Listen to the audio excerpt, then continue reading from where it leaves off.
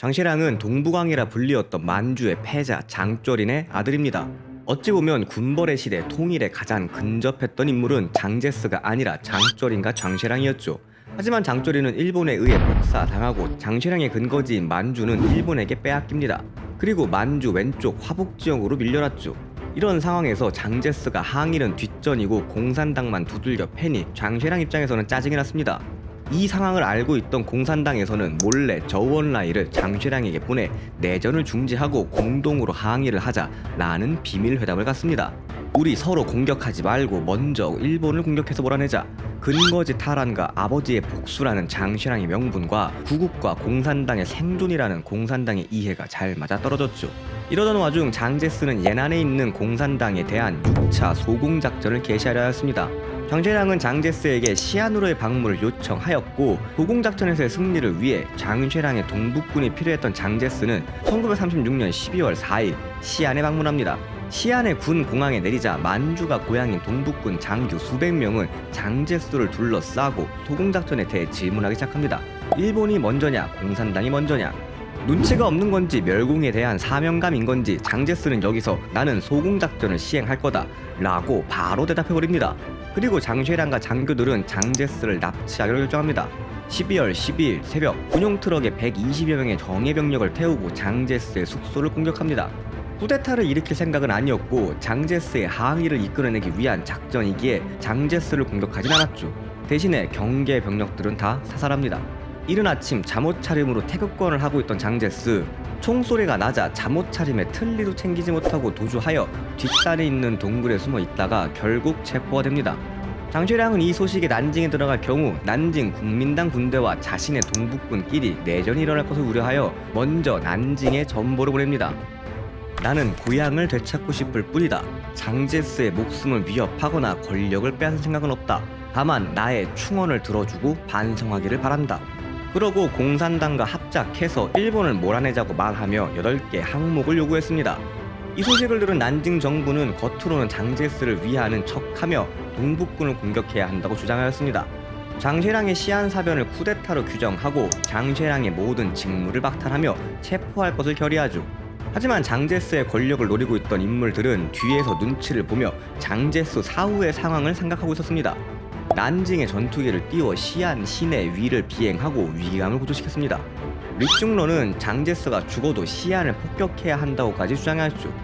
장제스도 죽이고 자신이 총통도 되고 일석이조였거든요. 장제스의 반대파인 왕징웨이는 외국에 나와 있다 이 소식을 듣고 이건 기회야 이러면서 귀국을 서둘렀습니다.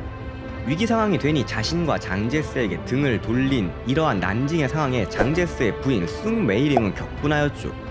모든 군사작전을 중지시키고 직접 시안으로 가서 장시량을 만납니다. 숭메이링을 좋아했던 장시량은 시안으로 온 숭메이링을 만나서 장제스 석방에 대한 논의를 합니다. 숭메이링과 장제스는 8개 항목 중 4개를 들어주고 국공합작을 약속하며 석방되죠. 석방 직후 찍은 사진에서 웃고 있는 장시량과 표정이 썩어있는 장제스죠. 우여곡절 끝에 난징으로 돌아온 장제스는 장시량을 잡아들이고 소공작전도 진행하려 했습니다. 그러나 민심은 항일과 국공합작을 원하고 있었죠.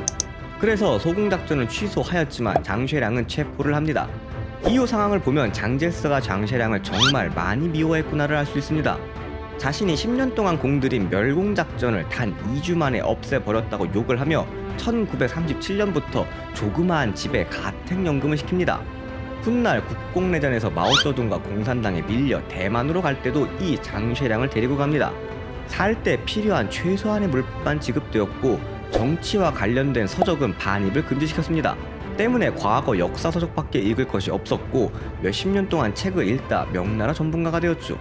매일 반성문을 쓰게 시켰고 장시량이 아파도 병원에 가는 것조차 허락하지 않았습니다. 오히려 그 새끼 좀 있으면 죽겠네? 그러고 좋아했다고 하죠. 장제스가 죽고 나서도 이 가택연금은 지속되었고 장제스의 아들인 장진거가 죽고 나서인 1991년이 되어서야 석방이 됩니다.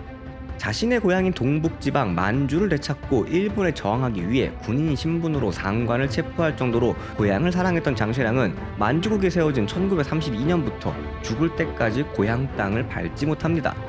근데 장제스 입장에서는 미울 법도 한 게 공산당은 대장정 직후 순만부터에는 사는 송장 신세였습니다. 결과론적인 얘기지만 시안사변이 아니었으면 지금의 공산당과 마오쩌둥, 중국은 있을 수가 없었고 중국 대륙의 주인은 장제스가 될 확률이 높았죠. 그래서 지금 중국과 공산당에서는 이 시안사변을 일으킨 장쉐량을 구국의 영웅으로 칭송하고 있습니다. 항의를 위해 결단을 내리고 공산당과 중국을 지켜낸 인물로요. 시안사변 이후 장제스는 1940년 정도에 일본과의 전면전이 일어날 거라 생각하고 경제개발 및 군 현대화를 시행했습니다. 그러나 생각보다 너무 빠른 바로 다음해인 1937년 중일전쟁이 발발하고 마오쩌둥과 장제스는 이제 같은 편으로 일본이라는 거대한 적을 상대하게 됩니다. 이번에도 다 아시는 얘기 봐주셔서 감사합니다. 지식과 정보를 관찰하는 지식미어캣이었습니다.